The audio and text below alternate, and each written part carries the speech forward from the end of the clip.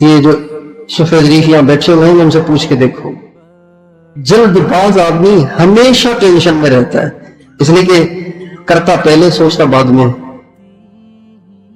کہتا پہلے سوچتا بعد میں، کرتا پہلے سوچتا بعد میں۔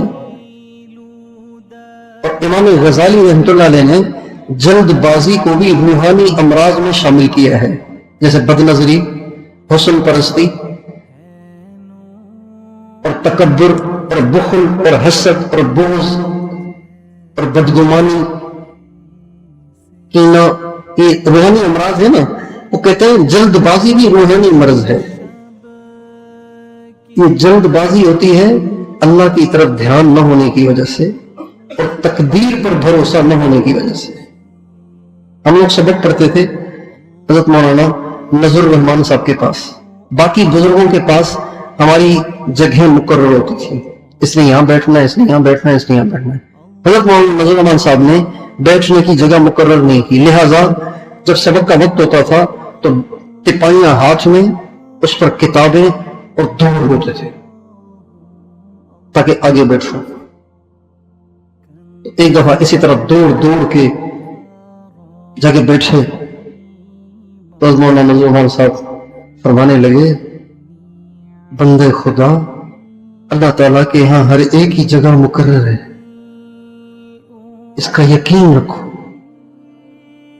یہ بھاگ کے آنا اچھا نہیں ہوتا، جس کے لیے جو جگہ اللہ کے یہاں مقرر ہے وہ وہیں بیٹھے گا، سکون سے آیا کرو۔ تو جلد بازی سے آپ بچیں گے؟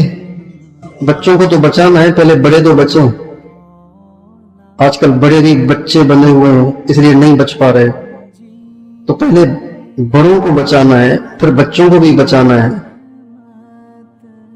تو جلد بازی سے بچیں گے نا انشاءاللہ۔ جلد بازی کسی کام میں نہیں کرنی، پہلے سوچنا ہے پھر کرنا ہے، پہلے کر کے پھر نہیں سوچنا، پھر کیا فائدہ۔ وقصد فی مشی کا، چال میں میانہ روی، یعنی جلد بازی نہیں۔ اور اس میں ایک یہ بھی اشارہ ہے کہ جذباتی نہیں ہونا۔ جذباتی آدمی جلدی کرتا ہے نا، سمجھدار آدمی تھوڑی جلد باز ہوتا ہے، جذباتی آدمی جلد باز ہوتا ہے۔ جذباتی نہیں ہونا چاہیے۔ کسی کی بات سنی، اچھا اس نے یوں کہا ہے، دیکھتا ہوں میں اس کو ایسی کی تیسی، فوراً فون کھڑکا دیا، کبھی بھی ایسے نہیں کرنا، یہ جذباتی کرنا ہے۔ ٹھہر جائیں۔